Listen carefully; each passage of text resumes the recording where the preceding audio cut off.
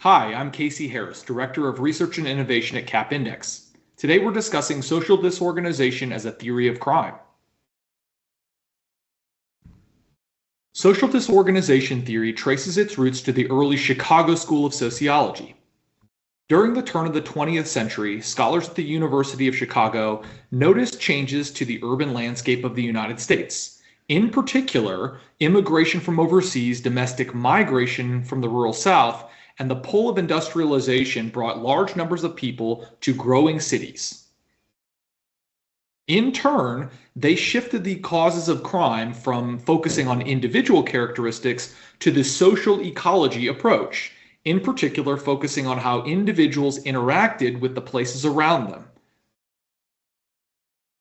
Much of this early work centered on mapping the city, in particular the concentric zone model proposed by Park and Burgess that ultimately culminated in the publication of Juvenile Delinquency in Urban Areas in 1942 that laid out the groundwork for early social disorganization theory. A key observation from this research was that crime radiated outward from the zone in transition, which rested just outside of the central business district.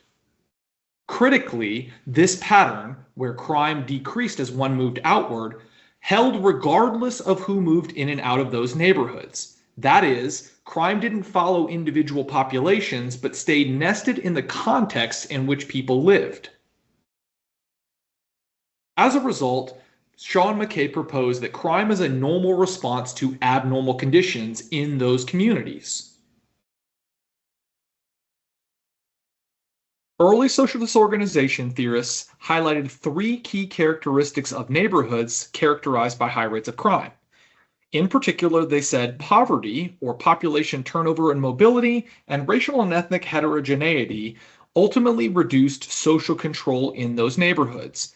In turn, this led to increased rates of crime and delinquency. Where poverty took away resources that might be used for crime control, both formal resources like police or even informal ones through schools or churches, population turnover and heterogeneity reduce the ability of residents to recognize crime as a problem or to recommend and work towards shared goals. Of course, social disorganization theory evolved over time to include things like the local culture in particular neighborhoods or the norms and values that residents hold, as well as some consideration for the civic organizations like schools and churches that operate systemically in those places. Likewise, modern versions of social disorganization theory effectively try to measure the ability of residents to work towards effective goals, what we might term collective efficacy. Likewise, we no longer think of cities as having concentric zones, but rather as reflected by a mosaic of different risky neighborhoods or block groups. Much of the emphasis within this framework, though, still rests on the changing socio-demographic landscape. This is a key component of what CAP Index uses as it models risk across places. More broadly, a lesson that we take away from social disorganization theory is that place matters, and this is something that CAP Index pays close attention to as we model risk across places for all of our clients. That is, we consider that the conditions that affect crime differ from one block, neighborhood, or city to the next.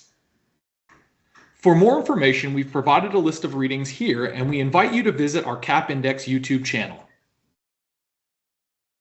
Thanks for watching, and we look forward to seeing you next time.